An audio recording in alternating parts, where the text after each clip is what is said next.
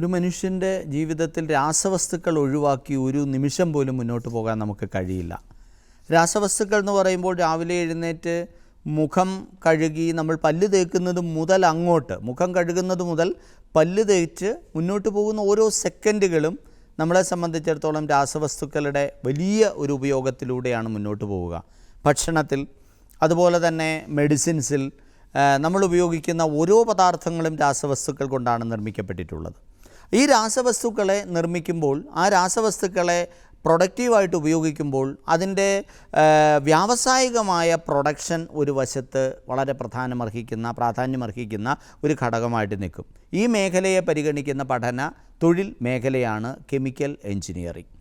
Chemical engineering എന്ന മേഖല വളരെ വിപുലമാണ്, വളരെ വിശാലമാണ്. കാരണം നമ്മളറിയാതെ നമ്മൾ തൊടുന്ന ഏത് മേഖലയെയും സ്പർശിക്കുന്ന കെമിക്കൽ എഞ്ചിനീയർമാരുടെ വിശാലമായ ഒരു തൊഴിൽ മേഖല നമ്മൾ നോക്കുമ്പോൾ പലപ്പോഴും കെമിക്കൽ എഞ്ചിനീയറിംഗ് എന്ന് പറയുന്നത് രാസവള നിർമ്മാണശാലയിൽ ഒതുങ്ങുന്നതാണോ? അല്ല. പെട്രോ കെമിക്കൽ പ്രോഡക്റ്റുകളിൽ കെമിക്കലിൻ്റെ എഞ്ചിനീയറിങ്ങിൻ്റെ സ്വാധീനമുണ്ട്. പ്ലാസ്റ്റിക് പ്രൊഡക്ഷനിൽ കെമിക്കൽ എഞ്ചിനീയറിങ്ങിൻ്റെ സ്വാധീനമുണ്ട്. ഫാർമസ്യൂട്ടിക്കൽ കമ്പനികളിൽ കെമിക്കൽ എഞ്ചിനീയറിങ്ങിൻ്റെ സ്വാധീനമുണ്ട്. അങ്ങനെ ഏത് മേഖലയെടുത്താലും, ഫുഡ് പ്രിസർവേറ്റീവ്സിൻ്റെ കാര്യത്തിൽ, ഫുഡ് ടെക്നോളജിയുടെ കാര്യത്തിൽ, നാനോ ടെക്നോളജിയുടെ മേഖല എടുക്കുമ്പോഴൊക്കെ അവിടെയെല്ലാം കെമിക്കൽ എഞ്ചിനീയറിങ്ങിൻ്റെ വിപുലമായ സാധ്യതകളെയും സ്വാധീനത്തെയും നമുക്ക് കാണാൻ കഴിയും. കെമിക്കൽ എഞ്ചിനീയറിംഗ് ഒരുക്കുന്ന സാധ്യതകൾ എന്തൊക്കെയാണ്? എങ്ങനെയാണ് നമുക്ക് കെമിക്കൽ എഞ്ചിനീയറിംഗ് മേഖലയിലേക്ക് എത്തിച്ചേരാൻ കഴിയുക? 10ാം ക്ലാസ് കഴിഞ്ഞ് +1 +2 ഫിസിക്സ് കെമിസ്ട്രി പഠിച്ചിട്ടുള്ളൊരു കുട്ടിക്ക്, ഫിസിക്സ് കെമിസ്ട്രി മാത്സ് പഠിച്ചിട്ടുള്ളൊരു കുട്ടിക്ക് തീർച്ചയായിട്ടും കെമിക്കൽ എഞ്ചിനീയറിംഗ് മേഖലയിലേക്ക് കടന്നു ചെല്ലാൻ കഴിയും. കെമിക്കൽ എഞ്ചിനീയറിംഗ് മേഖലയെ നമുക്ക് ഇൻഡസ്ട്രിയൽ ഓറിയൻറ്റഡ് ആയിട്ടുള്ള പ്രൊഡക്ഷൻ നടക്കുന്ന ഒരു മേഖല, ഭക്ഷണവുമായി ബന്ധപ്പെട്ട ഫുഡ് ഇൻഡസ്ട്രിയുമായിട്ട് ബന്ധപ്പെട്ട മറ്റൊരു മേഖല, മൂന്നാമത് വരുന്ന പ്രധാന മേഖല എന്ന് പറയുന്നത് ഫാർമസ്യൂട്ടിക്കൽസാണ്, മെഡിസിൻസ്. അങ്ങനെ വിവിധ മേഖലകളായിട്ടിത് വിഭജിക്കപ്പെട്ടിട്ടുണ്ട്. അവിടെ പ്രൊഡക്ഷൻ ഒരു വശത്ത്, പ്രോസസ് ഡെവലപ്മെൻറ്റ് മറ്റൊരു വശത്ത്. കാരണം ഏതൊരു കെമിക്കൽ കോമ്പണൻറ്റിനെയും ഡെവലപ്പ് ചെയ്യുന്നത് അതിൻ്റെ പ്രോസസ്, റിസർച്ച് ആൻഡ് ഡെവലപ്മെൻറ്റ് പ്രോസസ്സിലൂടെയാണ്. അപ്പോൾ ആ പ്രോഡക്റ്റുകളെ അല്ലെങ്കിൽ കെമിക്കൽ കോമ്പണൻറ്റുകളെ വകതിരിച്ച് അതിനെ ഡെവലപ്പ് ചെയ്തെടുക്കുന്ന ആ പ്രോസസ്സിങ് സെക്ടേഴ്സാണ് ഒരു വശത്തുള്ളത്. രണ്ടാമത്തെ വശത്ത് വരുന്നത് അത്തരത്തിൽ കണ്ടെത്തപ്പെട്ടിട്ടുള്ള പ്രോസസ്സിനെ വ്യാവസായികമായി ഉപയോഗപ്പെടുത്തുക, ഹൈ ലെവൽ പ്രൊഡക്ഷൻ. ആ പ്രൊഡക്ഷൻ മാനേജ്മെൻറ്റുമായിട്ട് ബന്ധപ്പെട്ട മേഖലയാണ് രണ്ടാമത് വരുന്ന പ്രധാനപ്പെട്ട ഒരു സെക്ടർ. അത് ഇൻഡസ്ട്രി ഓറിയൻറ്റഡ് ആണ്.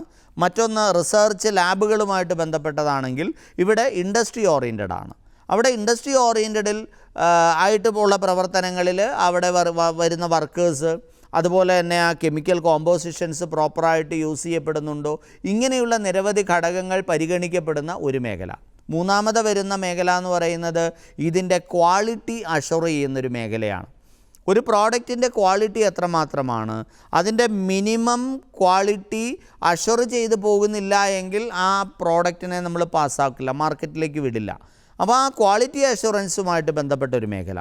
ഇനി ഇതിൽ തന്നെ 100% ആക്യുറസി ആവശ്യമായിട്ടുള്ള ഒരു മേഖലയാണ് മെഡിസിൻ്റെ ഫോർമുലേഷനും അതുപോലെ തന്നെ മെഡിസിൻ്റെ പ്രൊഡക്ഷനുമായിട്ട് ബന്ധപ്പെട്ട മേഖല.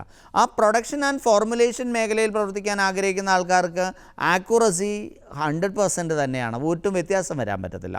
അപ്പോൾ അവിടെ കുറേ കൂടെ കെയർഫുള്ളായിട്ട് വർക്ക് പ്ലേസിൽ ഇടപെടലുകൾ ആവശ്യമായിട്ട് വരും. അത് കൂടുതലും മെക്കാനിക്കലായിട്ടാണ് ഇതൊക്കെ മാനേജ് ചെയ്യപ്പെടുക.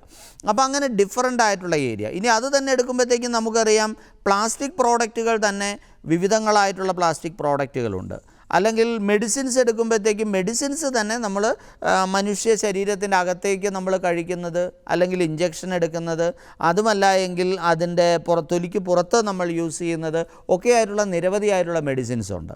അതും അതിനപ്പുറത്തേക്ക് ഹൈജീനിക് ആവശ്യങ്ങൾക്ക് ഉപയോഗിക്കുന്ന മെഡിസിൻസ് ഉണ്ട്.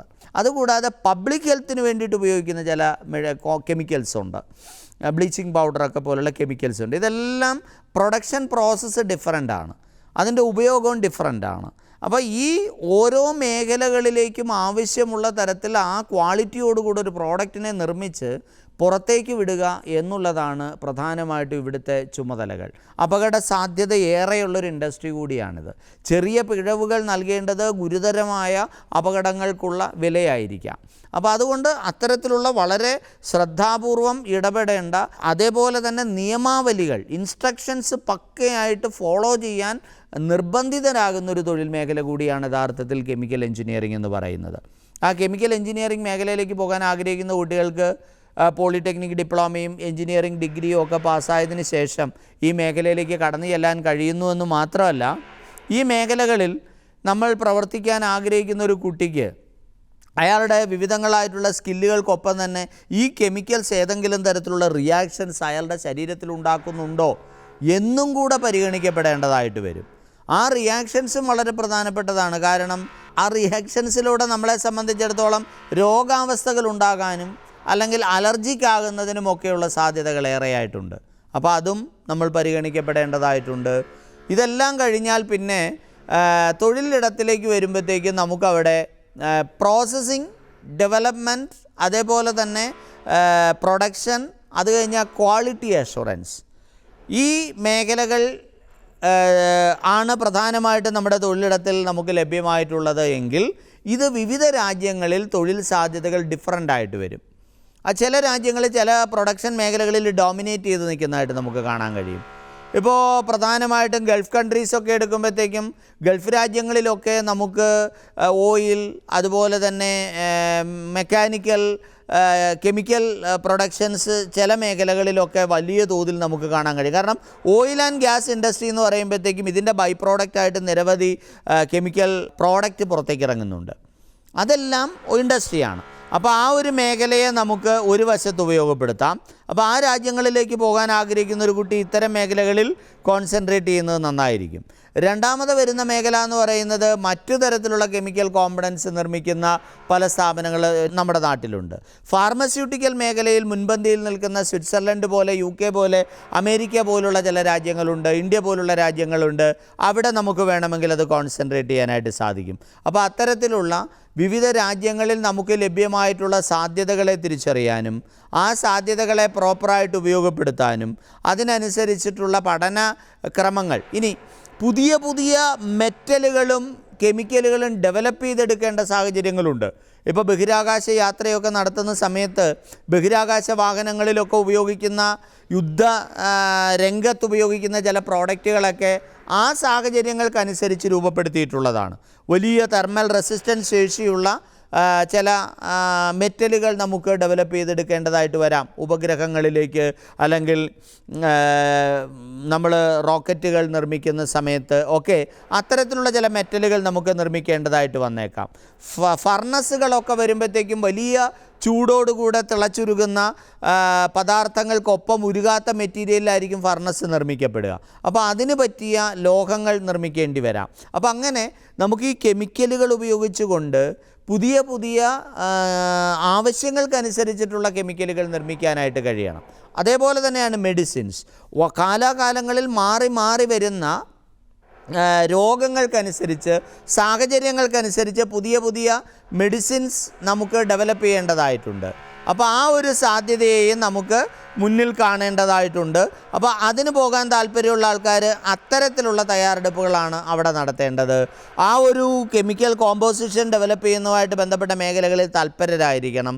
ഇനി പാക്കിങ്ങുമായിട്ട് ബന്ധപ്പെട്ട മേഖലകളുണ്ട്. മെഡിസിൻ ആയാലും ഫുഡ് പ്രോഡക്റ്റുകളായാലും മറ്റ് ചില കെമിക്കൽ കോമ്പണൻസൊക്കെ സൂക്ഷിച്ചു വയ്ക്കുന്നതിന് മതിയായ കണ്ടെയ്നറുകൾ ഡെവലപ്പ് ചെയ്യേണ്ടതായിട്ട് വരും. അപ്പോൾ അങ്ങനെയുള്ള മേഖലകളിൽ തൊഴിൽ സാധ്യതകളേറെയാണ്. പാക്കേജിംഗ് എന്ന് പറയുന്നത് വളരെ പ്രധാനപ്പെട്ട ഒരു ഘടകം തന്നെയാണ്. ഇൻസുലേഷനുമായിട്ട് ബന്ധപ്പെട്ട ചൂട് കൺട്രോൾ ചെയ്യാൻ കഴിയുന്ന, കടത്തിവിടാത്ത, വെള്ളം അബ്സോർവ് ചെയ്യാത്ത അല്ലെങ്കിൽ ചെയ്യുന്ന തരത്തിലുള്ള പ്രോഡക്റ്റുകളുണ്ട്. കൺസ്ട്രക്ഷൻ മേഖലയിൽ അനവധി പ്രോഡക്റ്റുകൾ പുതുതായിട്ട് ഡെവലപ്പ് ചെയ്യപ്പെടുന്നുണ്ട്. ഇവിടെയൊക്കെ കെമിക്കൽ എഞ്ചിനീയേഴ്സിൻ്റെ വലിയ സാധ്യതകൾ നമ്മുടെ മുമ്പിലുണ്ട്. ഡിറ്റർജൻറ്റുമായിട്ട് ബന്ധപ്പെട്ട് ഒക്കെ നമ്മൾ നോക്കുമ്പോൾ കെമിക്കൽ എഞ്ചിനീയേഴ്സിൻ്റെ സാധ്യതകൾ വളരെ വിപുലമാണ്. ആ എഞ്ചിനീയറിംഗ് മേഖല നമുക്കൊരുക്കുന്ന അവസരങ്ങളുടെ വിശാലമായ ലോകത്തെ നമുക്ക് ഓരോ രാജ്യത്തിനനുസരിച്ച്, ഏത് രാജ്യത്താണോ വർക്ക് ചെയ്യാൻ ആഗ്രഹിക്കുന്നതിന് അതിനനുസരിച്ച് പുതിയ പ്രോഡക്റ്റുകൾ, നമ്മൾ കാണാത്ത കേൾക്കാത്ത പുതിയ പുതിയ പ്രോഡക്റ്റുകളുമായിട്ട് ബന്ധപ്പെട്ട പ്രവർത്തന മേഖലകളിൽ, മെഡിക്കൽ എഞ്ചിനീയറിങ്ങുമായിട്ട് ബന്ധപ്പെട്ട മേഖലകളിൽ ധാരാളം കെമിക്കൽസ് നമുക്കവിടെ കോമ്പണൻസ് നമുക്ക് ഡെവലപ്പ് ചെയ്ത് എടുക്കേണ്ടതായിട്ട് വരും. മെഷീനറികൾക്ക് വേണ്ട, ഇപ്പം ഉദാഹരണത്തിന് നമുക്ക് ഈ ഹാർട്ടിൻ്റെ വാൽവ് റീപ്ലേസ് ചെയ്യപ്പെടുന്ന സാഹചര്യങ്ങളുണ്ട്. ആർട്ടിഫിഷ്യൽ ലിംബുകൾ നമ്മുടെ മുമ്പിലുണ്ട്. ഇവിടെയൊക്കെ പുതിയ പുതിയ ലോഹങ്ങളും പുതിയ പുതിയ മറ്റു തരത്തിലുള്ള കെമിക്കലുകളും ഒക്കെ നമ്മൾ ഉപയോഗപ്പെടുത്തുന്നു. പ്ലാസ്റ്റിക്കുകൾ ഉപയോഗപ്പെടുത്തുന്നു. ഇവിടെയൊക്കെ കെമിക്കൽ എഞ്ചിനീയറിങ്ങിൻ്റെ വിപുലമായ സാധ്യതയെ നമുക്ക് ഉപയോഗപ്പെടുത്താൻ കഴിയും. കെമിക്കൽ എഞ്ചിനീയറിംഗ് നമ്മുടെ മുമ്പിൽ ഒരുക്കുന്ന അവസരങ്ങളും വളരെ വിപുലമാണ്. എഞ്ചിനീയറിംഗ് മേഖല, ഇപ്പോൾ കെമിക്കൽ എഞ്ചിനീയറിംഗ് പഠിച്ച ഒരാൾക്ക് സേഫ്റ്റിയുമായിട്ട് ബന്ധപ്പെട്ട് ധാരാളം സാധ്യതകളുണ്ട്. ഇൻഡസ്ട്രിയൽ സേഫ്റ്റി മാത്രമല്ല, മറ്റു മേഖലകളിലും.